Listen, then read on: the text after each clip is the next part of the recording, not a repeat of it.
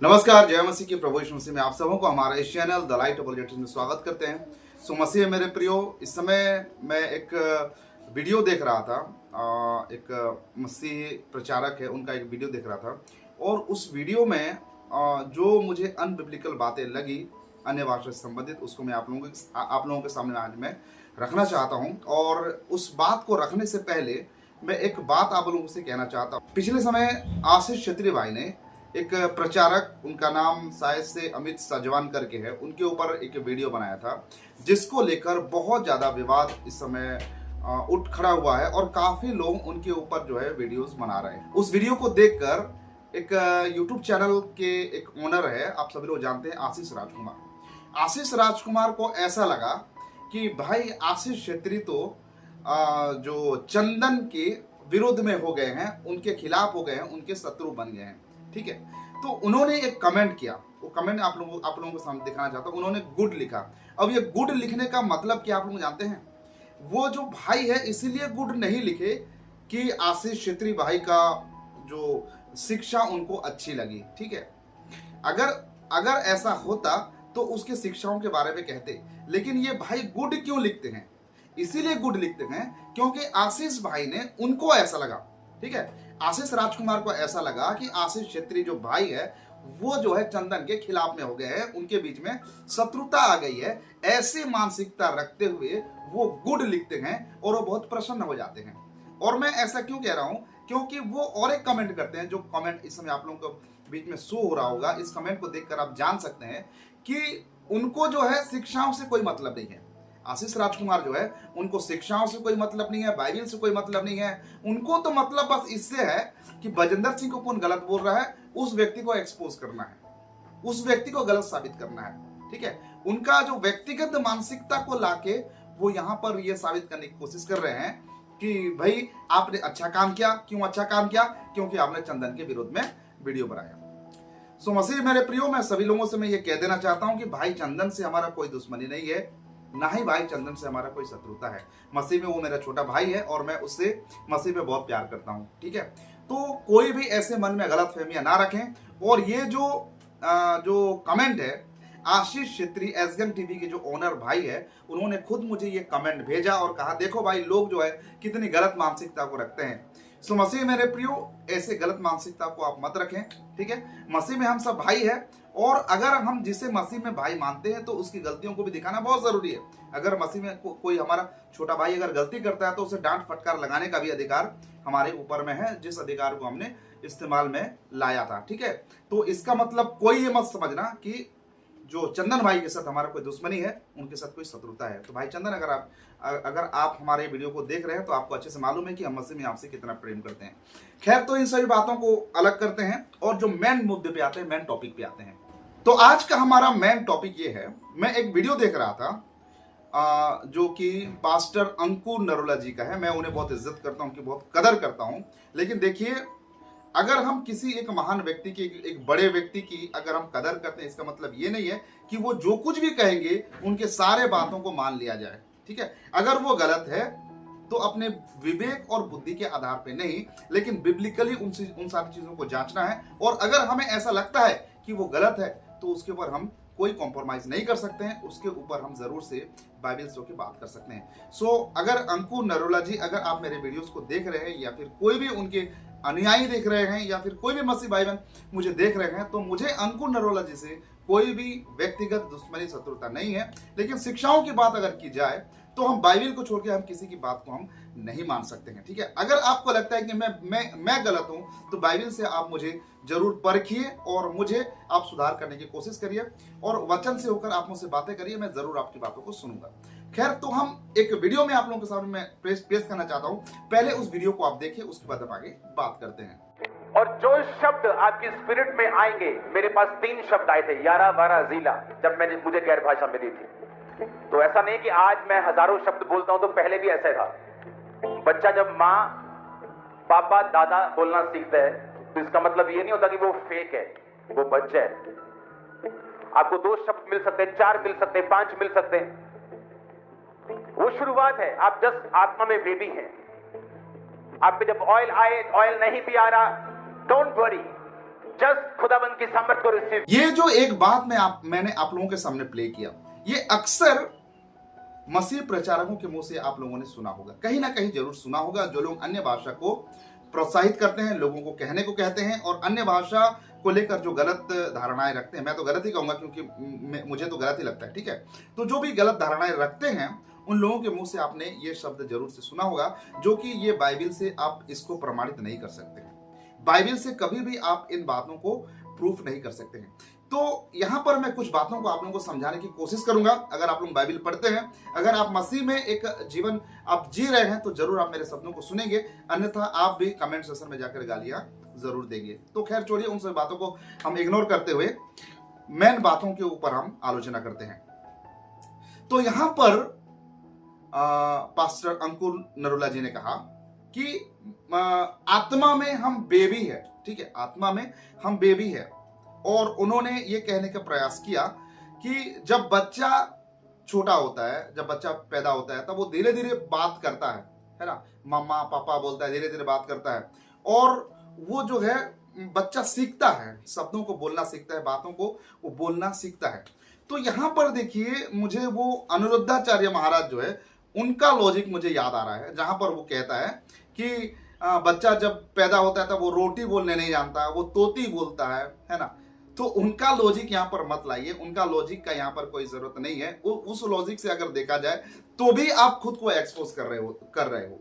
अब वो कैसे कर रहे हो मैं आगे आप लोगों को बताऊंगा, इस वीडियो में एंड तक आप जरूर बने रहिएगा। यहाँ पर अंकुर नरुला जी ने कहा कि आप आत्मा में बेबी हो, लेकिन बाइबल को अगर हम अच्छे से स्टडी करते हैं, बाइबल को अच्छे से अगर मनन करते हैं, तो आत्मा में कोई बच्चा बूढ़ा और जवान नहीं होता है, ठीक है। और रही बात पौलुस प्रेरित की, जो कहता है तुम जो है दूध पीने वाले बच्चे के समान हो, तुम तो अन्न खाने के जैसे बातें क्यों करते हो। पहले कोरिन्थियों की पत्री में पौलुस प्रेरित जो है कलीसिया के जो विश्वासी है उनसे कहता है, ठीक है।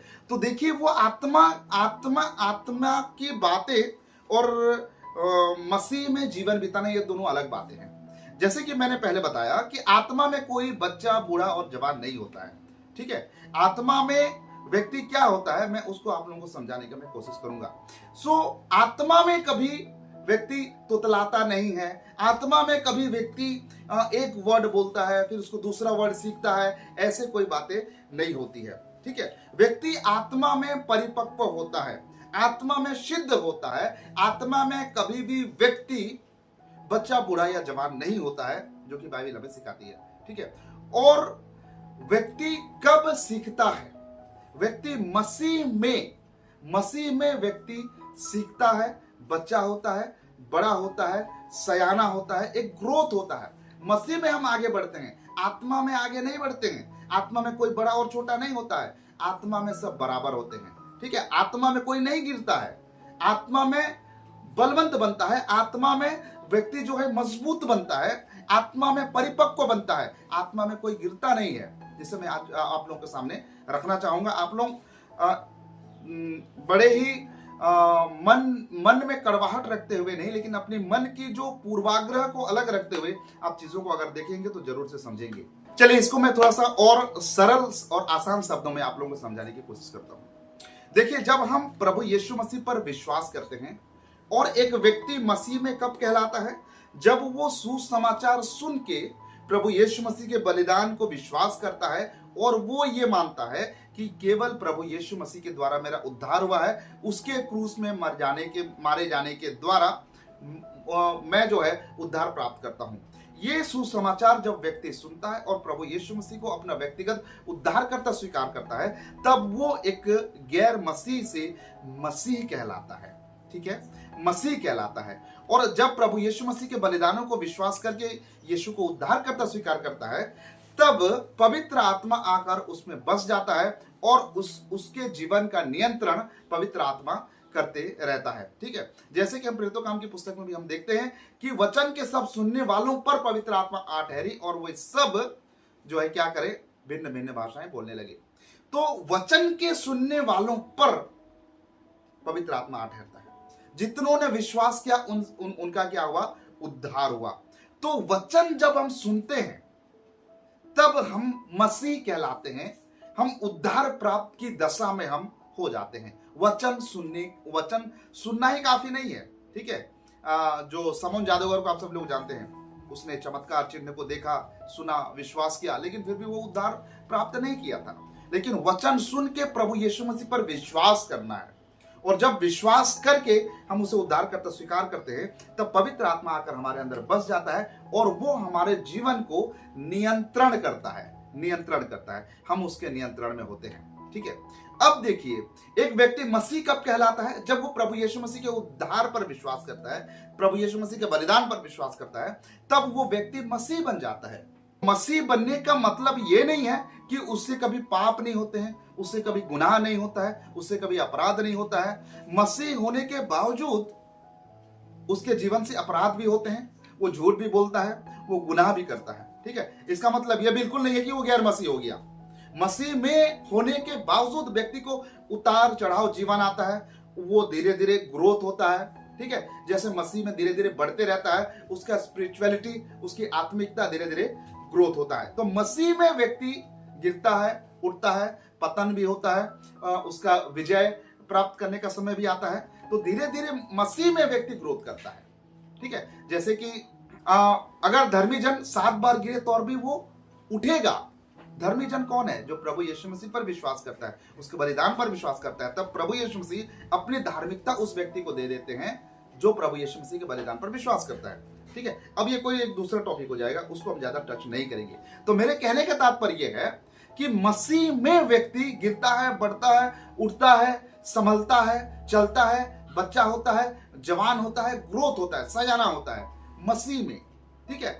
लेकिन जब हम इस अवस्था में होते हैं, मसीहत की अवस्था में जब हम होते हैं, तो पवित्र आत्मा हमें गाइड करते रहता है, हमें बताता है कि ये गलत है, ऐसा मत करो, ये सही है, ऐसा तुम करो। पवित्र आत्मा हमें नियंत्रित करते रहता है। तो कई बार हम पवित्र आत्मा की आवाज को सुनकर भी मसीह में होने के बावजूद हम गुनाह के रास्ते में हम चल बैठते हैं। इसका मतलब यह बिल्कुल नहीं है कि हमारे अंदर पवित्र आत्मा नहीं होता, उस समय होता है पवित्र आत्मा, लेकिन पवित्र आत्मा की बातों को अनसुनी करते हुए मसीह में होने के बावजूद हम पतनता की ओर आगे बढ़ते हैं, जिसका परिणाम स्वरूप हमें जो है पवित्र आत्मा को हम शोकित करते हैं। ठीक है।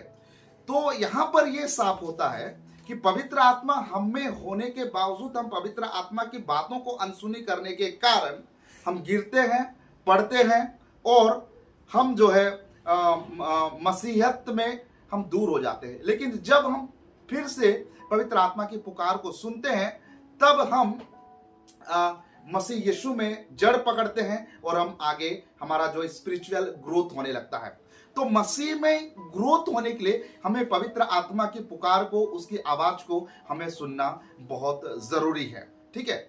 और यहां पर कंफ्यूजन क्रिएट ये होता है, आत्मा में और मसीह में ये दोनों अलग चीजें कैसे हो सकती है। अब इसको थोड़ा सा मैं आप लोगों को एक्सप्लेन करने की कोशिश करूंगा। आत्मा में का अर्थ ये है प्रभु में। कौन सी आत्मा में? आत्मा में मतलब पवित्र आत्मा में। पवित्र आत्मा में व्यक्ति कभी गुनाह कर ही नहीं सकता, व्यक्ति कभी गलत कर ही नहीं सकता, क्योंकि पवित्र आत्मा कभी गलत चीजों को प्रमोट नहीं करेगा। ठीक है।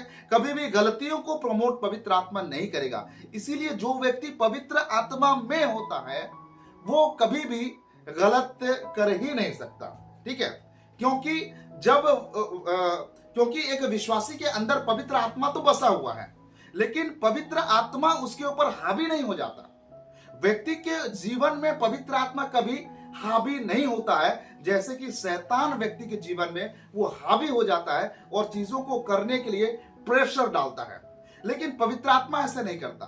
पवित्र आत्मा बस दिखा देता है, ये गलत है, ये सही है, चुनाव तुमको करना है। तो चुनाव आपकी और मेरे हाथ में है। ठीक है। ये गलत है, ये सही है, इसका जो है परख पवित्र आत्मा आपको देगा और ये भी बताएगा कि ये चीज गलत है और ये चीज सही है। लेकिन हम संसारिकता में होने के कारण किन चीजों को अपना रहे हैं वो हमारे ऊपर निर्भर रखता है। ठीक है। तो जब हम पवित्र आत्मा की बातों को मानते हैं, उसकी बातों को, उसकी आवाज को सुनते हैं, और जो पवित्र आत्मा के चलाए अगर हम जब चलते हैं, तब हम आत्मा में होते हैं। ठीक है। तब हम आत्मा में होते हैं, और आत्मा में होकर हम पवित्र आत्मा की मर्जी को पूरा करते हुए हम एक सटीक और सही मसीह जीवन बिता रहे होते हैं। तो मसीह जीवन बिताने के लिए मसीह में हम पतन भी हो सकते हैं, ठीक है, मसीह में हम गिर भी सकते हैं, मसीह में हम गुनाह भी कर सकते हैं, अपराध भी कर सकते हैं, लेकिन आत्मा में होके हम कभी अपराध नहीं कर सकते, आत्मा में होके हम कभी गुनाह नहीं कर सकते, क्योंकि आत्मा में होना मतलब आत्मा की प्रभुता हमारे जीवन में होना, ठीक है। और आत्मा की प्रभुता जब हमारे जीवन में होता है, हम चाहकर भी कभी गुनाह नहीं कर सकते हैं। यहां पर कई लोगों के मन में निकोदेमुस का ख्याल जरूर से आएगा, जहां पर निकोदेमुस को प्रभु यीशु ने कहा था कि जब तक तुम आत्मा जल और आत्मा से ना जन्मो तब तक तुम परमेश्वर की राज में प्रवेश नहीं कर सकते हैं। तो यहां पर आत्मा में जन्म होने की बात कहा गया है, मतलब आत्मा में एक व्यक्ति वो छोटा होता है, वो बड़ा होता है। तो देखिए यहां पर आत्मा में जल और आत्मा में जन्म होने का मतलब यह है कि हमें मसीह यीशु में हमें प्रवेश करना है। देखिए जब हम प्रभु यीशु मसीह के सुसमाचार पर विश्वास करते हैं, जिस दिन हम प्रभु यीशु मसीह के सुसमाचार पर विश्वास करते हैं, प्रभु यीशु मसीह को उद्धारकर्ता मान लेते हैं, उस दिन हमारा उद्धार हो जाता है, हम मसीह यीशु में पाए जाते हैं और पवित्र आत्मा हमारे जीवन में आकर वो बस जाता है। तो वो हमारा आत्मिक हमारा जन्म होता है, हम वहां से हम आत्मा में हम जन्म होते हैं और पवित्र आत्मा की एंट्री हमारे जीवन में तब से हो जाती है। तो उसे कहा जाता है आत्मा में जन्म होना। जल और आत्मा में जन्म होना मतलब आत्मा में उस समय हम जन्म हो जाते हैं और आत्मा जो है पवित्र आत्मा हमारे जीवन में आके बस जाती है और हम एक मसीह जीवन का शुरुआत करते हैं। और मसीह जीवन का शुरुआत करते हुए पवित्र आत्मा हमारे जीवन को अपने नियंत्रण में ले लेता है। तो इसका मतलब ये नहीं है कि पवित्र आत्मा का हावी हमारे जीवन में हो जाता है। मुझे नहीं पता कि कितने लोग इस बातों को सीरियसली समझ रहे हैं, कितने लोगों को समझ में आ रहा है, कितने लोगों को समझ में नहीं आ रहा है, मैं ये नहीं कह सकता। लेकिन अगर आप बाइबिल पढ़ते हैं और बाइबिल में होकर अगर आप जीवन बिता रहे हैं तो मेरे बातों को आप जरूर समझ सकेंगे, ठीक है। पवित्र आत्मा आपको मदद करेगी। तो यहां पर अंकुर नरोला साहब जी ने एक बात कही कि जब बच्चा जब वो पैदा होता है, जब छोटा रहता है तो वो बोलना सीखता है, ठीक है। जबकि यहां पर बात किसकी हो रही है? अन्य भाषा की बात हो रही है। जबकि आप लोगों का मानना ये है, जबकि उन लोगों का मानना ये है कि जब हम अन्य भाषा बात करते हैं तब हम जो है परमेश्वर से बातें करते हैं। ये एक अलौकिक बातें हैं। अगर ये एक अलौकिक बातें हैं, मनुष्य की बस की बात नहीं है, मनुष्य के नियंत्रण की बात नहीं है, तो आप इसे कैसे सीखते हैं, कैसे सीख सकते हैं? क्या ये सीखने सिखाने वाली बात है? बिल्कुल नहीं ना। अगर पवित्र आत्मा अगर आ रही है तो क्या पवित्र आत्मा थोड़ा थोड़ा आएगा? क्या पवित्र आत्मा कुछ काम करेगा, कुछ नहीं करेगा? क्या ऐसे है पवित्र आत्मा? देखिए पवित्र आत्मा की जो परिभाषा को इस समय चर्च में विश्वासियों ने, जो पास्टरों ने, जो बहुत बड़े प्रचारक कहते हैं खुद को, उन लोग आज तक पवित्र आत्मा का सही रीति से पवित्र आत्मा को समझा ही नहीं है। बहुत सारे लोग अब तक पवित्र आत्मा को एक शक्ति के रूप से मानते हैं, जबकि पवित्र आत्मा एक व्यक्ति है और वो व्यक्ति हमारे जीवन में अपना नियंत्रण वो देना चाहता है। बहुत सारे लोग कमेंट सेक्शन में आके मुझे कमेंट करके बता रहे थे कि पहला कुरिन्थियों 14 अध्याय उसका दूसरा वचन को थोड़ा समझाइए, और उस वचन को लेकर इस बातों को थोड़ा समझने के लिए और कोशिश करेंगे। हालांकि इस जो संदेश में मैं पूरा कवर नहीं कर सकता, क्योंकि बहुत सारे कंफ्यूजन आपके मन में जरूर से आएगी। आपके मन में अगर कंफ्यूजन आ रही है और अगर आप सच में चीजों को सीखना चाहते हैं तो कमेंट करके मुझे जरूर बताइएगा। तो सबसे पहले हम पढ़ेंगे पहला कुरिन्थियों 14 अध्याय उसका दूसरा वचन। क्योंकि जो अन्य भाषा में बातें करता है वह मनुष्य से नहीं परंतु परमेश्वर से बातें करता है, इसीलिए कि उसकी कोई नहीं समझता, क्योंकि वह भेद की बातें आत्मा में होकर बोलता है। बहुत ज्यादा गर्मी हो रहा है और इस समय फैन भी मैं नहीं चला सकता क्योंकि फैन का नॉइस आएगा, इसलिए काफी पसीना भी मुझे हो रहा है, आप सब लोग देख सकते हैं। खैर छोड़िए, इन सब बातों को हम इग्नोर करते हैं और जो शिक्षा है उसके ऊपर हम आते हैं। सो इस समय जो वचन को हमने पढ़ा है, उस वचन में कुछ चीजों को मैंने सर्कल किया हुआ है, गोल गोल करके मैंने किया हुआ है, उसको एक बार आप देखिए और उसके आधार पे हम चीजों को थोड़ा सा देखते हैं। ठीक है, एक बार फिर से एक बार मैं उस वचन को पढ़ता हूं, अब ध्यान पूर्वक इस वचन को आप सुनिएगा। क्योंकि जो अन्य भाषा में बातें करता है, यहां पर जो जहां पर लिखा है वहां पे मैंने सर्कल किया हुआ है। ठीक है, क्योंकि जो अन्य भाषा में बातें करता है, जो अन्य भाषा में बातें करता है, ठीक है, जो, इसको आप ध्यान रखिएगा, वह मनुष्यों से नहीं परंतु परमेश्वर से बातें करता है। अब यहां पर दूसरा है वह पर मैंने सर्कल किया हुआ है, इसको आप ध्यान दीजिएगा। वह मनुष्यों से नहीं परंतु परमेश्वर से बातें करता है। अब तीसरा है, इसीलिए कि उसकी कोई नहीं समझता, उसकी कोई नहीं समझता। ठीक है, और चौथा मैंने पॉइंट बनाया है, क्योंकि वह भेद की बातें आत्मा में होकर बोलता है। वह भेद की बातें, क्योंकि वह भेद की बातें आत्मा में होकर बोलता है। तो वह, ठीक है, हमने यहां पर कुल 4 बातें देखी, और वो किसके लिए वो बातें कही गई है उसको हम ध्यान पूर्वक हम सुनेंगे और इसे समझने की कोशिश करेंगे। कृपया अगर आपके पास समय है तो ही इस वीडियो को देखें, अन्यथा अगर समय नहीं है तो आप इस वीडियो को ना देखें, आपको कोई भी बात समझ में नहीं आएगा। तो हम यहां पर देखते हैं, क्योंकि जो अन्य भाषा में बातें करता है, जो अन्य भाषा में बातें करता है, जो मतलब कौन, जो व्यक्ति अन्य भाषा में बात कर रहा है। मान लिया जाए उस व्यक्ति का नाम मैं सियोन रख देता हूं। ठीक है, सियोन उस व्यक्ति का नाम रखता हूं। अब ठीक है, यहां पर जो जिसको मैंने सर्कल किया हुआ है उसको मैं सियोन करके पढ़ूंगा। ठीक है, सियोन करके पढ़ूंगा। तो यहां पर हम कैसे पढ़ेंगे, क्योंकि सियोन अन्य भाषा में बातें करता है। सियोन मनुष्यों से नहीं परंतु परमेश्वर से बातें करता है, इसीलिए कि सियोन की कोई नहीं समझता, क्योंकि सियोन भेद की बातें आत्मा में होकर बोलता है। अब जो है हमको इस विषय को समझने के लिए थोड़ा सा सहज लगेगा, इस विषय को हम आसानी से समझ सकते हैं। पहली बात, क्योंकि सियोन आत्मा में बोलता है। आत्मा में बोलने वाला व्यक्ति कौन है? सियोन है, एक व्यक्ति है। सियोन आत्मा में बोलता है। दूसरी बात, सियोन मनुष्यों से नहीं लेकिन परमेश्वर से बातें करता है। सियोन आत्मा में बोलता है, सियोन मनुष्य से नहीं लेकिन वो परमेश्वर से बातें करता है। ठीक है, सियोन परमेश्वर से बातें करता है, इसीलिए कि सियोन की कोई नहीं समझता। सियोन की बातें कोई क्यों नहीं समझता? क्योंकि वो आत्मा में बातें कर रहा है। सियोन मनुष्य से नहीं परमेश्वर से बातें कर रहा है। चौथी बात है, सियोन भेद की बातें आत्मा में होकर बोलता है। कौन बोलता है? सियोन बोलता है। ठीक है, अब देखिए यहां पर गलती और कंफ्यूजन क्यों हो जाती है। बहुत सारे लोग ऐसा कहते हैं कि परमेश्वर भेद की बातें उस व्यक्ति से कह रहा है, जबकि ऐसा बिल्कुल नहीं है।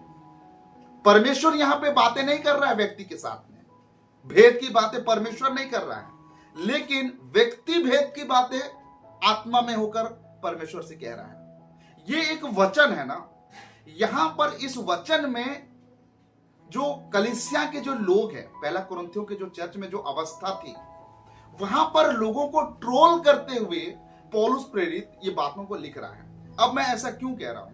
ऐसा इसीलिए कह रहा हूं क्योंकि कुरिन्थियों के चर्च में जो लोग थे, कुरिन्थियों के चर्च में जो विश्वासी थे, उनका विश्वास संपूर्ण रीति से भ्रष्ट हो चुका था। उनके बीच में लड़ाई झगड़ा हो रहे थे। आप पूरे कुरिन्थियों की पत्री को आप पढ़िए, एक दूसरे के साथ मारपीट कर रहे हैं, एक दूसरे के साथ झगड़ रहे हैं, अलग अलग ग्रुप बना लिए हैं, मसीह यीशु पर विश्वास नहीं है, पौलुस को विश्वास कर रहे हैं, अपोलोस को विश्वास कर रहे हैं, कैफा को विश्वास कर रहे हैं। तो यहां पे जो कलीसिया के लोग हैं वे विश्वास से भटक चुके हैं। ठीक है, कुछ लोग पौलुस का कहते हैं, कुछ लोग अपोलोस का कहते हैं, कुछ लोग कैफा का कहते हैं, कुछ लोग मसीह का कहते हैं। सो कुरिन्थियों के चर्च का जो अवस्था था, उस अवस्था को सबसे पहले हमको ध्यान में रखना है। और वहां के कुरिन्थियों के चर्च में ऐसे लोग मौजूद थे जो लोग व्यभिचार करते थे, अपने पिता की पत्नी के साथ व्यभिचार करते थे। ऐसे लोग भी उस चर्च में उपस्थित थे। पौलुस प्रेरित बड़े दुख के साथ, बड़े कष्ट के साथ अपने गुस्सा को जाहिर करते हुए कुरिन्थियों की पत्री को लिख रहा है। पौलुस प्रेरित ये भी यहां तक कहता है कि मैं तुम्हें छड़ी लेकर तुमको मारने के लिए मैं आऊंगा। पौलुस प्रेरित यह भी कहता है कि तुम अन्न खाने के समान बातें क्यों कर रहे हो, इतनी बड़ी बड़ी बातें क्यों कर रहे हो। आपको पहला कुरिन्थियों के पत्री में दिखेगा बहुत बड़ी बड़ी, बहुत गंभीर गंभीर बातें दिखेगी, जहां पर पौलुस प्रेरित ट्रोल करते हुए कलीसिया के लोगों को लिख रहा है ये पत्री, लेकिन आप उसे ऐसे समझ रहे हैं जो कि ये बहुत बड़ी बातें हैं, जबकि वैसा बिल्कुल भी नहीं है। तो पौलुस प्रेरित कहता है कि तुम अन्न खाने की समान बातें क्यों कर रहे हो, जबकि मैंने तुम्हें तो केवल दूध ही पिलाया है। ठीक है, तो पौलुस प्रेरित कहता है कि मैं तुम्हें जो बातें बताई है वो तो एक मतलब स्टार्टिंग का जो लेवल होता है, नर्सरी क्लास में पढ़ने वाला जो पार्ट मैंने तुम्हें पढ़ाया है, और तुम बेकार फिजूल की 10वीं क्लास पढ़ने वाली उल्टी पुल्टी बातें क्यों कर रहे हो, वो तुम्हारी बस की बात है ही नहीं। पौलुस प्रेरित ये कहना चाहता है। जब हम पढ़ेंगे गलातियों के पत्र जब पढ़ते हैं तो वहां पर पौलुस प्रेरित कहता है कि यदि स्वयं हम या स्वर्ग से कोई दूत भी आकर तुम्हें उन सुसमाचार को छोड़ कोई दूसरा सुसमाचार तुम्हें सुनाए तो वो शापित हो। मतलब पौलुस प्रेरित का जो बोझ है, सुसमाचार के प्रति जो बोझ पौलुस प्रेरित रखता है, उसके बोझ को हम एक बार देखें। और जब हम पत्रियों को जब पढ़ते हैं, ठीक है, जब हम पत्रियों को पढ़ते हैं तो उस पत्रियों को पढ़ने के बाद प्रेरितों काम की पुस्तक में जाकर देखें क्या वो प्रैक्टिकली वो सारी चीजें हुई है कि नहीं हुई है। पौलुस प्रेरित केवल यूं ही सो कॉल्ड इस समय जो प्रचारक है केवल कहने के लिए जुबान से कह देते हैं, लेकिन उनका जीवन में वो वचन कार्य नहीं करता है। लेकिन पौलुस प्रेरित के जीवन में ऐसा बिल्कुल भी नहीं पाया जाता है। जो वो कहता है वो उसके जीवन से भी हम उन सारी चीजों को देखते हैं। जब प्रेरितों काम की पुस्तक पढ़ते हैं तो पौलुस प्रेरित का जीवन को हम साफ रीति से हम देख सकते हैं कि कितना बोझ सुसमाचार प्रचार के लिए था। पौलुस प्रेरित को लोगों ने अधमरा करके मार दिया था। क्यों मारने का रीजन केवल एक ही था कि उसने प्रभुत्व को अपने ऊपर में नहीं लिया। जब पौलुस प्रेरित प्रचार कर रहा था उस समय उसने देखा एक व्यक्ति जो है टकटकी लगाए हुए पौलुस प्रेरित को देख रहा है और वो लंगड़ा था जन्म से। तब पौलुस प्रेरित जब उसकी ओर नजर करता है तब वो क्या करता है, चंगा हो जाता है। जब व्यक्ति चंगा हो जाता है तब लोग समझते हैं कि अरे ये तो देवता है, मनुष्य के रूप में देवता हमारे बीच में उतर आए हैं, और उनको जो है वो पूजने लगते हैं। तब पौलुस प्रेरित कहता है कि ऐसा मत करो, मैं देवता नहीं हूं, मैं प्रभु का एक दास हूं। लेकिन आजकल बहुत सारे ऐसे लोग हैं जो प्रभु का स्थान लेने से भी पीछे नहीं हटते हैं, खुद को बहुत बड़ा सेवक, खुद को बहुत बड़ा प्रचारक कहते हुए प्रभु यीशु मसीह का स्थान भी ले बैठते हैं। लेकिन पौलुस प्रेरित यहां पर साफ इनकार करता है, और यह इनकार करने के द्वारा उसे लोग अधमरा करके मार देते हैं। लोगों को ऐसा लगता है कि पौलुस प्रेरित मर गया है, उसे घसीट कर ले जाते हैं और नगर के बाहर में फेंक देते हैं। कहने का मतलब यह है इतनी गंभीरता से चीजों को रखने वाला एक व्यक्ति है पौलुस प्रेरित। और उसकी जब पत्रियों को जब हम पढ़ते हैं तो काफी गंभीरता पूर्वक हमें पढ़ना चाहिए। जब पहला कुरिन्थियों की पत्री पौलुस प्रेरित लिख रहा है तो वो पत्री लिखे जाने का कारण क्या है, किसको लिख रहा है, इन बातों को जानना हमें बहुत जरूरी है। अन्यथा हम गलत शिक्षा में हम आगे बढ़ सकते हैं, गलत शिक्षा हमारे ऊपर हावी हो सकती है। मसीह मेरे प्रियो, हमें इस बात पे हमें ज्यादा फोकस नहीं डालना है कि कौन व्यक्ति कह रहा है, कितना मिराकल करने वाला पास्टर, कितना बहुत बड़ा भीड़ इकट्ठा करने वाला पास्टर। नहीं, बाइबल क्या बताती है वो इंपॉर्टेंट है। ठीक है, कोई भी बात अगर कोई कहता है तो नहीं ये तो बहुत बड़ा प्रचारक है, वो गलत हो ही नहीं सकता। क्यों नहीं हो सकता, क्यों नहीं हो सकता, मनुष्य ही तो है ना।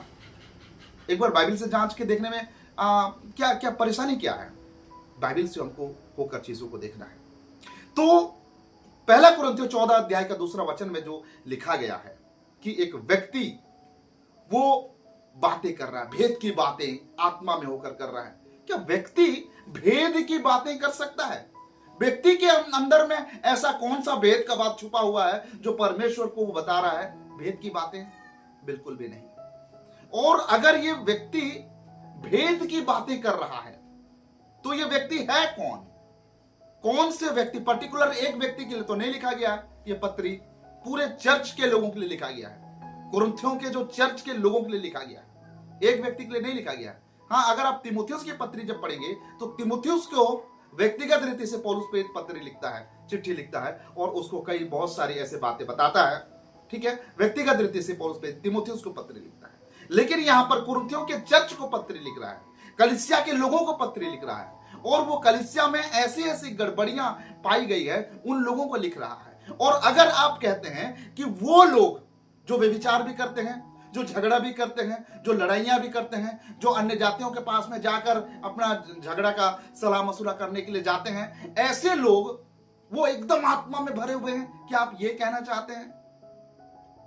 अगर आप अच्छे रीति से चीजों को देखेंगे तो बात ऐसे ही लगेगा। लेकिन मसीह है मेरे प्रियो, हमें चीजों को उसके संदर्भ के साथ होकर देखना बहुत जरूरी है।